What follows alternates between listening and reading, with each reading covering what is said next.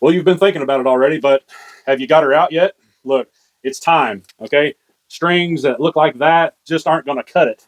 You want to make sure that when you do finally get out on the water, that all your equipment is top notch. So in this video, I'm going to show you how to measure and understand what you actually have, because this bow has been in the market for 20 years and there are 5 or 6 different variations. So I'm going to explain to you how to measure and how to understand what you have, from noticing the paint color on the end of your cables to noticing if you have a small cam or a big cam, and how to take this string off to measure it properly. I do not work for Oneida Eagle Bows. Don't DM me. If you can't handle this shit, take it to a pro shop, but trust me, they can't handle it either. This is your gateway, all right? I'm going to tell you how to take this apart. I'm going to tell you how to measure it, how to know exactly what you have, and how to order strings and cables. It is up to you to try to figure out how to take it apart, how to reassemble it. I have YouTube videos on that. We're not getting into that today. The main differences between these bows is the cams, okay? You can see the one on my right has 3 holes in it, and the one on my left has 1 hole in it. This is a short cam, and this is a medium cam. When it comes down to outboards, that also determines string length. So you can see the differences between these two, okay? This is an LF, this is a short. If I can hold the two together correctly, you can see that there is a big difference in what would be considered string length. We talk about tip to tip. There's also one shorter, and that would be a Hawk outboard, okay? The Hawk is what I have on these other 2 bows. And you're going to say is, well, I already have the sticker on mine. I already know what it is. Maybe you do, maybe you don't. Look, I can leave that sticker on there, take this thing apart right here, and put different outboards on it and different string length, and you wouldn't know the difference. Look, these strings are these stickers are permanent. Everything else isn't. So unless you know the history of your bow, don't take this for granted. Just kind of go off of what I'm telling you. And it doesn't matter whether you have a Claude Pollington 2004 original Osprey or you have a 2024 JP Osprey. All of the geometry is the same, but there are like 5 different variations, and you need to know exactly which one you have. That absolutely is based on cam size and string length. So let's go.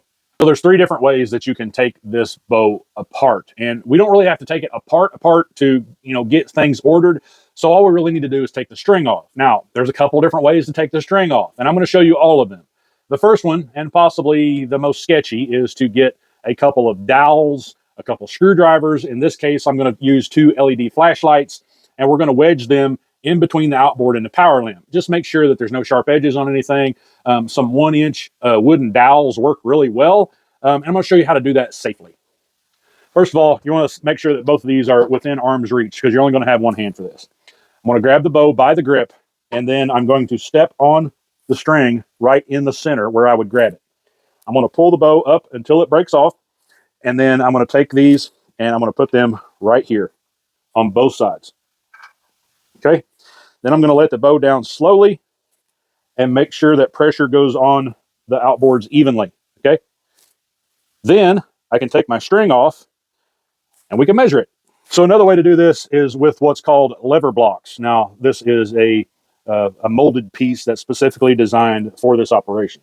And it works exactly the same. We're going to stand on the string and lift the bow up, but now we're going to take these rubber blocks and put them right inside the hinge gaps, and then go ahead and let pressure off. Now, you can see that how this is, specifically designed for this operation, works very well. And to put a new string on, we'll do the exact same thing. We'll grab our string, make sure that both of these are clear and free of our hinges, and then slowly let the bow back down. Now, if both of those seem a little too sketchy for you, there's one other way to do it. And first of all, we'll take our 5/32 right here on the orange bolt and loosen it up. Don't take it off. All we're doing is loosening up the cam from the timing assembly. Now, we're going to take our 3/16 and 1 turn at a time, okay? Make sure you know where your index is. And we're going to loosen this up, okay? 1 turn there, and then we go down here and do 1 turn, okay?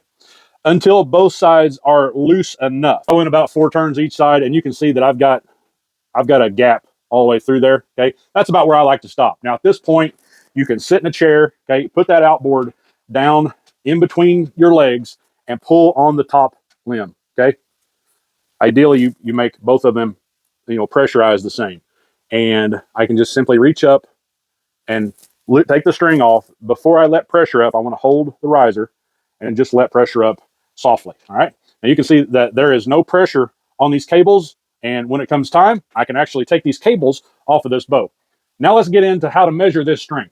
So before we measure our bowstring, we need to take note of how ratty it is. You can see this thing is just, it's at the end of its life, as well as you can see that it's not really twisted that much. So I'm going to go ahead and pinch my ends together, and then we will lay a tape measure out. And I'm going to come right down here, and it looks like we've got about 44 3/8. Okay. I'll put this up for everybody at the end, but I come over to my chart because this bow is actually older. Okay. You can go, if you have a new bow, you can go to Oneida's website. But this bow being pre 2016, I'm actually going to utilize um, the original manual. Okay. And I have quite a few of these. But by looking at the string length and the color of the cables, if we take our bow and we look right here on the ends of the cables, okay, there, and then inside on both sides, that totally explains that we have a short Osprey. And a short would be 43 3/4, which kind of aligns with the string that is really wore out and has stretched to 44 3/8. So we need to make sure that we order a 43 3/4. So before you get too excited, yes, there absolutely is a little bit of a learning curve that goes along with this. When it comes down to string lengths, don't worry. There are only 5 different possible string lengths for this bow that it has been in existence for over 20 years. Okay, there are 5 different strings that they use, anywhere from a 41-inch string up to a 44.5-inch string. If your string length is almost as long as the next one, but not quite, well, chances are your string has stretched and you should go down to one size smaller. Now, when it comes to uh, yoke and power cables, you need to pay attention. The whole reason why I have this bow is it has a frayed strand on the power cable. And so the customer just wants to go ahead and go with all new cables.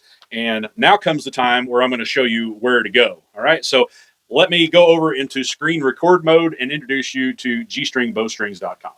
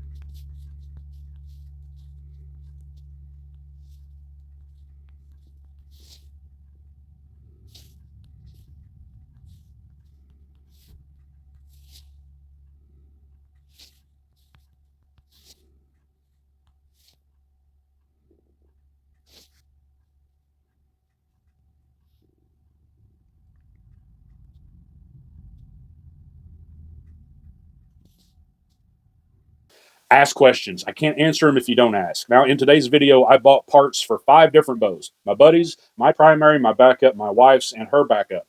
And I bought strings, power cables, yoke cables, timing cables in all custom colors for all 5 of these bows, and I spent a little over $600. That may seem like a lot of money to be spending on a bow that I already have, but in the grand scheme of things, these bows probably harvest somewhere between 10 and 15,000 fish every year versus my hunting bows that may only get shot at animals 3 to 4 times a year. When it comes down to it, I need to make sure that my equipment is in tip-top shape, as well as keep backup strings and cables in my boat for road trips. I'll see y'all in the comments.